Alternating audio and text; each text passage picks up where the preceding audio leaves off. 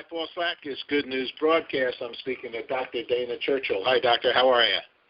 Hey, Paul. Thanks for having me on. This is a great honor. Appreciate it. It's a great honor for me as well. The Churchill Center, Functional Medicine, caring for the growing needs of our community.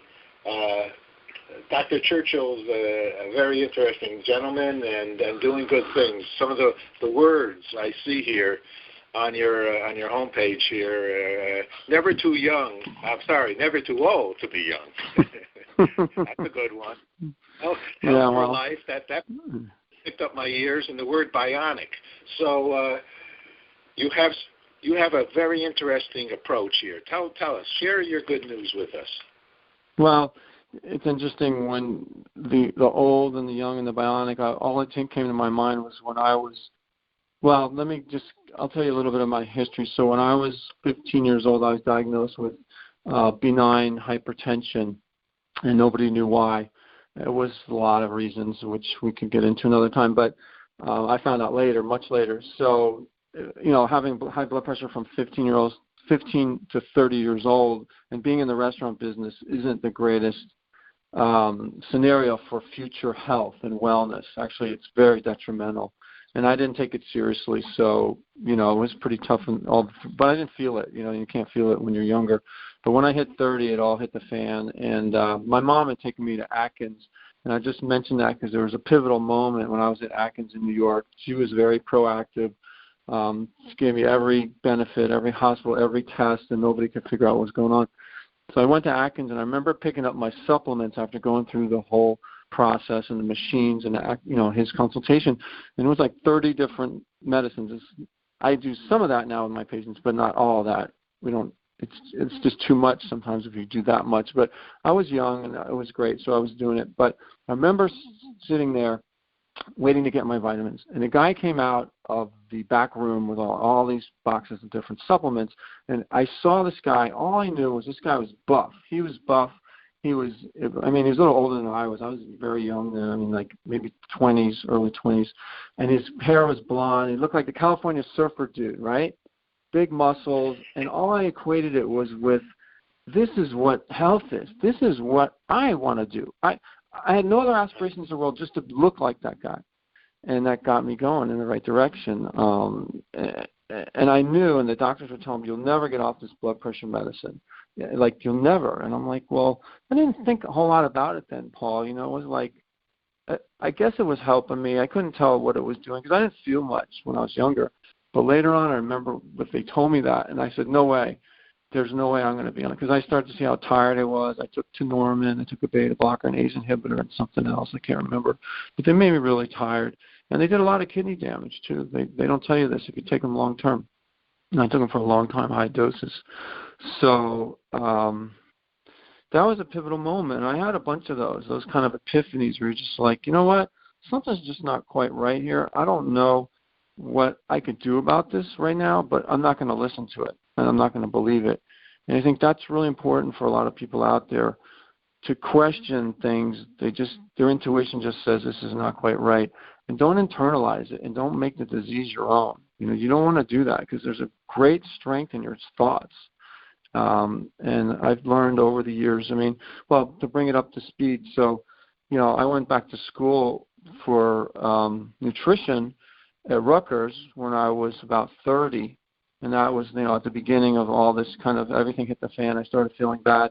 My parents are like, they're Ivy League academics. So, of course, they're going to say, look, go back to school. That's the only way. My dad's a professor. And so I'm like, okay, I'll go back to school. And they were great. They supported me and whatever I needed, and later completely paid off all my loans. They're amazing people. They helped me so much. And then I went through Rutgers, and then I actually started medical school at 40 years old. And that's no easy feat. But about the same time I got into medical school, my landlord, a Chinese man who actually had been climbing, he's like 7 years old, Jeffrey Chen. I'd seen him go from really kind of old and decrepit to climbing on a third-story roof, fixing his roof himself, and within 6 months. And I didn't pay much attention to it. I was like, that's kind of weird. Well, he came to me one day, and I went to the church. I did a lot of self-help stuff for a long time. And when I first realized I got to change my lifestyle, this is not working, And one day I came back from the church, and I had just made a prayer in the church, and I never made a prayer like this ever before. And I said, look, this is not, I went there 9 years. I said, it's not really working out for me here. I feel beautiful energy. I love the people here, but I'm not inside. I'm still really hollow, and I'm not able to work on myself. I'm not able to change the inside. I can change the outside, and I've always done that, but that's superficial, and I didn't know how to go inside. And there was a lot of stuff I didn't like about myself. I could start to see all this, which is good. It all came out over those 9 years. And so then I went home. I parked my car. Jeffrey Chen pulled right up behind me right after I said this prayer. Oh, and then I said, I want to be the best person I could possibly be. And I didn't mean looks or money at that point. I really meant like the whole me. I want the whole me to be the best I can possibly be, like in the whole universe. And I really meant it. And I went home, and Jeffrey Chen pulled up behind me. He got out of his car, and he said, when are you leaving for school, and what are you going to study? I said, I'm leaving in a couple of weeks. I'm going to study this. I'm going to study that. And all he needed to hear was Chinese. I said, Chinese medicine. He went back in his car. He got a video and a book, and he just says, Falun Gong, Falun Gong, Falun Gong. This is for you. And he pushed it into my stomach like, when somebody holds something, you can't not resist it. If I had not taken it, it would have fallen on the ground. So I grabbed the book and the video. And it wasn't like I was going to push it away. At that point in my life, after 9 years, I knew I was on a path. I knew that I couldn't tell the universe what I was going to do anymore, that I needed to listen. And the path was laid out for me. It was laid out from day one. It was the most amazing transition I've ever had in my life. And that was pretty much 9 years of that. But I still needed a little more help. And I think, you go through one system or you do some self-help, and you're led to another, led to another, led to another. And that was 9 years. That was good. I had a good foundation. And not just Christianity, but just understanding how not to tell the world that I'm the number one bozo in the world and I'm going to get everything I'm going to get, which is all superficial, because I just got slammed down from doing that. I really got slammed down, and I had to find a better way. And I finally did. And so I took this video and this book. I went up to my room, and I was studying biochemistry then, and I was dyslexic, and I had ADD, and I still had hypertension. It really hadn't gone away much. It was better. I was taking handfuls of vitamins, minerals, supplements. I was experimenting with every nutritional thing there was in the book, exercise, and I still couldn't get my pressure normalized. And I was anxiety-ridden. I mean, this is after 9 years, Paul. So something's just not working here. And I took this video and this book, and I put the video in, and I started watching it, and it was Master Lee teaching the exercises, and it was really a little bit of history about Falun Gong. So I said, okay, I'm game for this. So I looked I had a full-length mirror in my room at that point. Now, I wasn't vain, right? A guy with a full-length mirror, what do you need that for? So I was looking in the mirror, and I was doing the exercises, right? And I got about 15, 20 minutes of the exercises done, and then I sat back down in my biochemistry, which I'd just been studying. And I had a really hard time with biochem. It was just tough for me with all my learning disabilities and everything. And I sat back down, and it started to flow. Everything started to click on that page. And I was like, wait a minute. This can't be from just doing that for 15, 20 minutes. There's no way. And I checked it out. I'm a scientist. I don't believe anything unless I prove it to myself, such to my detriment many times. But I learned the hard way. Whatever. I learned it. And I realized that those exercises in just those few minutes had changed my brain. It like maybe it wasn't going to stay like that, and it didn't, but it changed it for those few minutes. So then all of a sudden, Jeffrey comes up to my room and says, hey, there's an exercise site at Princeton Shopping Center, and you can go tomorrow and learn the exercises that you were just trying to do in your room, because he saw me. I said, oh, okay, what time is it? I'm thinking, I go over there around 10 or 11. This will be great. He goes, 5 a.m. So I'm like, what? 5 a.m. I was doing catering. I was in the restaurant business still trying to make money to pay for my school and stuff. So he says, yep, 5 a.m. That's the only time around here that you can go. And it's 2 people, a husband and wife. They'll teach you for free. So the first night I went to sleep, I wanted to go, but I didn't have very much impetus. I was like, I want to go, but I got to sleep. So there was still this attachment to sleep. I overslept. I never woke up. But I had a really weird dream. And the dream was an auditory dream. It was like you hear stuff, right? So, and it was interesting. It was follow the Buddha way, follow the Buddha way, follow the Buddha way, all night long. Or at least in the morning, when you remember stuff. Usually it's the last thing that you dreamt. And I remember waking up hearing this. And I'm like, what? Oh, that can't be. That's just, I don't believe in that stuff. That's whatever. That's just my brain doing weird things. So the next night, I went to bed. I said, you know what? And I guess I had a hard day. My blood pressure was high. I said, I got to do something about this. I kept getting kicked in the butt to do what I'm supposed to do, which is very interesting, and that's a whole other discussion itself. But I got up that morning at like 4:30. I was wide awake, Paul, and I was like literally wide awake, and I couldn't sleep anymore. I was pretty excited, and I had the same dream. Actually, I had the same dream again. And I went to the Princeton Shopping Center, and they taught me the exercise. And I just want to and they taught me Falun Gong. There's 5 sets of exercises, slow-moving exercises, and it was amazing. And the one thing I remember was there was 3 mats there. There was 2 people teaching me, the husband and wife, but there was always 3 mats, sitting meditation mats. There was one for Helen, one for Ho Chan, and then the 3rd mat. I didn't know. For the longest time, I brought my mat, and I put my mat behind the 3rd mat. And I asked him like a month later, I said, what is that mat for? Nobody's coming and joining us. They go, that's your mat. And I cried, Paul. I just couldn't believe it. This was set up for me from so long ago. And these people were so compassionate. They brought them out every day. And they knew I was coming, or maybe they didn't know, but it was also like an impetus to get me to come there, I think. It was like that mat drew me. I don't know what it was, but I kept going. And I remember leaving, and I didn't need glasses anymore. I used to look at the sign coming up the top of Harrison and Nassau Street to go to my apartment, and I realized I didn't need glasses anymore. All my anxiety went away within the first month. My blood pressure started to normalize. It took about 3 months. I got off all my blood pressure medicine, and from there on out, I never looked back. And it's 20 years later, and I can tell you, I have had the most incredible experiences that anyone on this earth could ever. I could write a book. Like my third eye has been open sometimes. I auditorily can hear things, like really good stuff. And I'm a normal person. I'm a physician. I believe in science. I love science. I love labs. I love learning. But I have this other incredibly deep intuition and these, I guess you call them supernormal capabilities that we can get if you just peel the layers off and you strip everything off and you give up your attachments. And that was the thing. I was so attached to everything on the earth. I was like grounded, rooted in cement here. There's no way I could heal until I started giving up, my attachment to fear, my attachment to lust, my attachment to getting stuff, my attachment to pleasing my parents, all this crap, which I think a lot of us have, but mine seems to be magnified like 1,000 times more than it should be. And I was, had food problems. I used to love to eat. I was in the restaurant business. I was in France and Switzerland. So that was a crutch actually later on. And I realized I had to eat just normally. I can't just eat whatever I want, whenever I want all the time because my labs are crazy.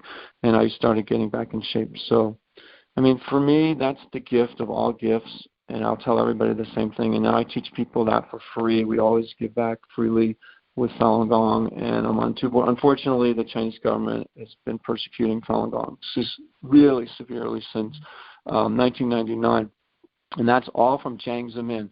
Xi Jinping hasn't done anything to stop it, but Jiang Zemin is the one, the third president back, who really went after Falun Gong with a vengeance. And nobody really understands why, except that there was more Falun Gong practitioners than the Communist Party. And if you know anything about the Communist Party, they're just basically paranoid schizophrenics. They're just really, it's a lot of dysfunction. So I've been on 2 board of directors trying to stop the illegal organ harvesting. We have quite a bit of information now over the last 15 years. One's called DFOH, Doctors Against Forced Organ Harvesting. That's the main one. There's only doctors all over the world who've been trying to stop this, especially a doctor in Israel named Dr. Levi. He's brilliant. This guy is like 6'5". He's like bear club paws, and he's just the most compassionate guy you could ever meet. He had a patient tell him that the patient was going to go to China for an organ. He's a cardiologist, cardiothoracic surgeon, transplant surgeon, one of the top ones in all the world in Israel. And his patient said, I'm going to China to get an organ. And Dr. Levy said, you mean a heart? He goes, yeah, and the insurance is going to pay for it. Israeli insurance is going to pay for it. And Dr. Levy said, okay, that's great. Well, when are you going to, he thought it would be like a year, 2 years from down the road. So I go, why are you making arrangements now? He says, no, I'm going to get it in 2 weeks. And Dr. Levy just stood there, and I met him a bunch of times. He tells the story. He just was shocked. He went white because he kind of he says, if this is what I think it is, this is the most horrific thing that's ever happened on this earth, and I'm going to make sure I'm going to try to stop this. So he found out, the patient did go. He was on life support. He got him whatever meds he needed to get over to China. He got the organ, the heart transplant. He came back, and I guess he was fine. I don't know what happened to the patient. So Dr. Levy called our organization, called our director, and asked him what was happening. And Torsten told him what was the situation, and then Dr. Levy came onto our board. And that's how we got a lot of doctors around the world, and many different disciplines have been supporting us to stop that. But the report that came out from Kilgore, Madison, Gutman about 3-4 years ago, a very detailed 800-page report with 1,200 footnotes of all the different transplant centers in China, what they're doing, how many drugs they're buying. I mean, they look at every detail. You know, they can't find the people who, there's no eyewitness. Well, there's a couple eyewitnesses, but most of it's the recap of what's going on in these hospitals, which we got from people in China who risked their lives. It was at the end of the whole thing, it said that 60 to 100,000 Falun Gong have been murdered for their organs every year since 2001 up till this year right now. And that transfers over into the Uyghurs, which we know there's 1 million Uyghurs in the death camps right now, those concentration camps, the Muslim Uyghurs. There's the Tibetans, which they basically destroyed them, or almost completely, and then the house Christians. So we estimate 5,000 to 10,000 of those guys have been organ harvested as well. So that's been my life's work, and that's fine, and I'm happy to do it. So with that, I don't mean to leave you guys on a somber note, but there is stuff on this earth now that's really, really horrific, and we need to stand up to it. We can't just let it just go by, and you know, we can't. I wouldn't want to. I couldn't sleep well. I got to do as much as I can, and that's why I translate into medicine too, because I really have studied. I've been gifted. You know, after practicing Falun Gong, it seems like every door opened for me whenever I needed it, and it was usually always the best person in that field was teaching me A4M. I was introduced to. You know, last six years ago, my parents were like, well, you seem like you're getting kind of bored with medicine. Why don't you do something else here? We'll pay for A4M. And then why don't you go do something else? What else do you want to do? I said, well, there's Thierry Hertog in Belgium. He's the #1 bioidentical hormone specialist in the world. Okay, he had a class, 4 days. I went there. I learned all the European stuff. It was amazing. And I came back with a renewed vigor. So I translate that energy into everything I do. You know, if I'm going to do it, I'm going to do it right. I'm going to do it 150%, and I'm going to stand up for what's not right in the world. I've also had to mellow out on that too, because, and also Falun Gong's taught me that compassion is your best weapon. Deep compassion for every human being, for everybody around you, because you can get things done that way, and people like you. You know, I used to bash everything. I used to go at it with not anger, but just like with aggressiveness, like a New Yorker. You know, just get this done. What's wrong with you? Wait. Anyway. Being a New Yorker. I'm peaceful. I'm a low-key guy. Let me back to Churchill. You're a very interesting man, by far. And you're a passionate. There's no doubt of it. And you're a very sensitive guy. I don't know where that came from when you were a little boy or something. You're very honorable and sensitive, and you care. You could feel it. You know, just like your comment here, growing needs of the community, caring. Yeah. You know, I would ask you. You know, we didn't even talk about your actual facilities over there. The Churchill Center. You know, this is a lot about you, who you are as a man, and I like that actually. I love to learn about a person. So I'm going to ask you a man kind of question. Okay. Where do you think that? Where do you think your character? How do you think that it initially, early days of your life? What was impressed? Do you think upon you that made you be sort of a little bit of the way you are? The sensitiveness came from. I don't think it even came from this earth, Paul. I don't know what that was, and it was detriment when I was younger because I could feel every single thing.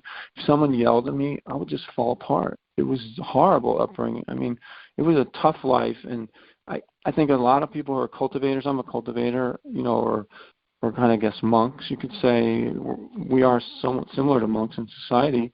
We pay back a lot of karma in the beginning of our lives. At least that's how we talk about it in Buddhist philosophy, and I think I had to pay back a lot, and I didn't know, but I could feel the most beautiful energies too, and I could sense things from stuff that wasn't from this earth, and I wanted to find out where that was, because I would hear a song, and sometimes tears would just roll down my face, and all my hair would stand up on end of my, you know, when you have like a experience, like a spiritual experience, and I could get that like 5-6 times a week.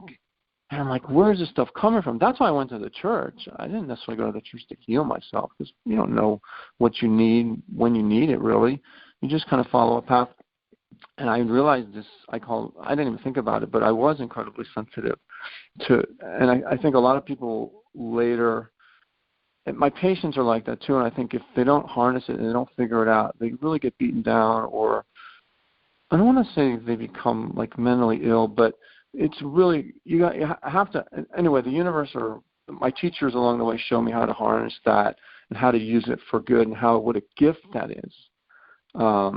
Because I can usually know when someone's calling me. I usually know when someone's thinking about me. It's interesting because when I've called somebody for a long time, or one of my patients, I'll call them right away. They're like, how do you know? I was just thinking about you. I'm like, okay, well, that's why I called you. Are you okay? And it helps me a lot in my life. And but where it came from, I don't know. That's an interesting question. You are in the right place with the right. You're the right person for what you're doing. 100%. Your patients must be crazy about you because I can see take serious consideration of everybody, and probably every animal, every plant, everything around you. That seems to be your DNA, and I love it. But I wasn't always like that, though. I mean, we used to shoot squirrels with slingshots. I mean, but I still, when they were doing, I hated that. I felt so terrible. Just horrible, you know. So I was forced to do what other kids did, and some of it.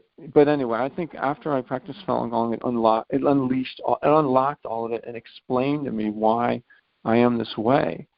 And then it was amazing. It still wasn't easy, but it was amazing. But there's patients like this too, and I see them, I know them, and it's funny because I don't know if you know anything about homeopathy, but I kind of went down that path, but I didn't quite do it, which was fine because I found something much better, I think. But there's the phosphorus. Homeopathic phosphorus has all these traits that I'm talking about, and there's a few other homeopathic remedies. But yeah, so I mean, it's been a journey, and I would never change it. I would never change one page of it. You know, I've been blessed beyond blessed. I know that now. So. It's beautiful. You know what, Dr. Churchill? I'd like to make this our first conversation. And if that's okay with you. Sure. Because you really have a tremendous amount, and I'd like to get deeper into your actual practice maybe at another part here. Yeah, sure. Because, you know, it's very, I love the man, okay? The man behind the Churchill Center. You know, that's for me is quite important.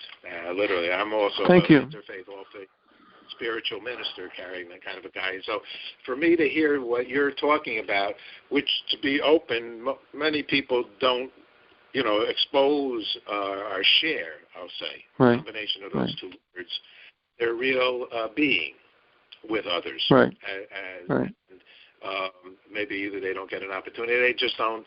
You know, they don't. It's just not their nature. Your nature is to share who you are, and I feel that you do that so others can learn from you. They heal. I've seen it. They heal when you. Yeah, it helps the patient so much when. Yeah, it helps them because I just sit there and listen, and tough for them. So. That's what the people need. You know and especially integratively. You know. I believe also very similarly, we heal ourselves. Totally, yeah, 100%. But we have to know how, though. That's the thing. Like I used to chant before. I used to chant in the closet. Only up until a certain point in my life, I only did like Western stuff, herbals, homeopathics. I never looked into any, except go to the church and read the Bible or whatever. And I didn't get any energy. I didn't feel anything from that. And I'm very sensitive, so what has to resonate with me. And I would try this chanting in the closet, and that was my way. That's the best way I could think of to help myself heal at the time. And that led to the next thing, you know what I mean? And finally that led to getting the book for, you know, the meditation we do now, Master Lee's book.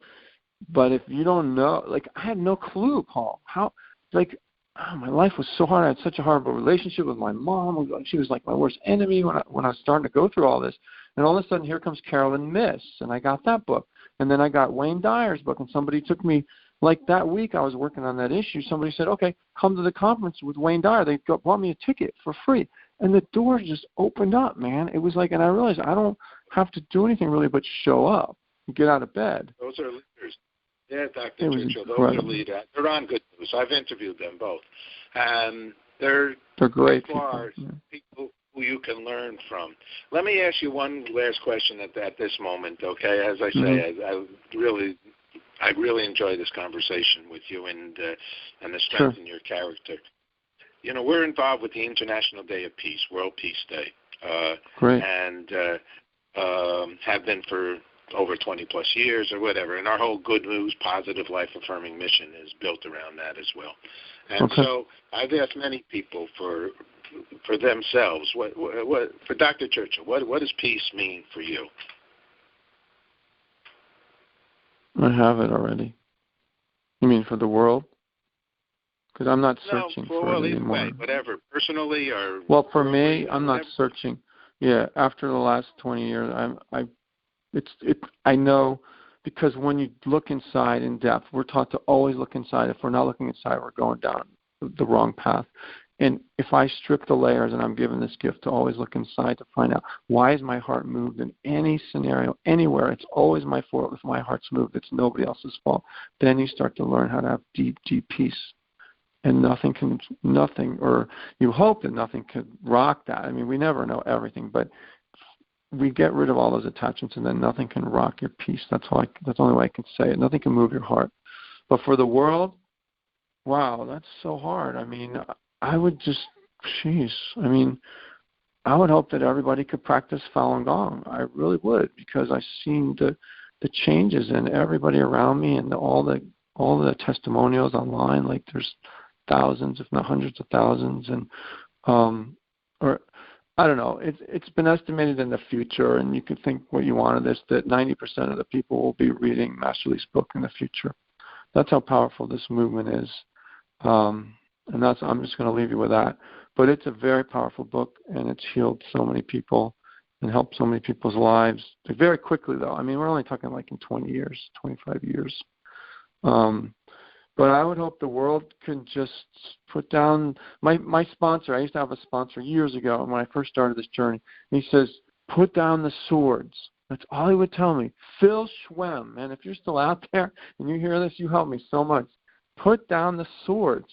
I was just knee-jerk, the sword. Everything was trying to defend myself. So if we can get away from that and get out of ourselves and try to move that to compassion for others, or at least not thinking about ourselves so much and think of the other people first, I think the whole world would change. Everything would change. So. All good. Beautiful. Dr. Churchill, thank you. Big honor to get this moment here to speak with you and for hear your good news. Appreciate Thank you, Paul. The conversation. Thanks for having me on. You take care. All right, have a good one. Bye-bye. Bye-bye.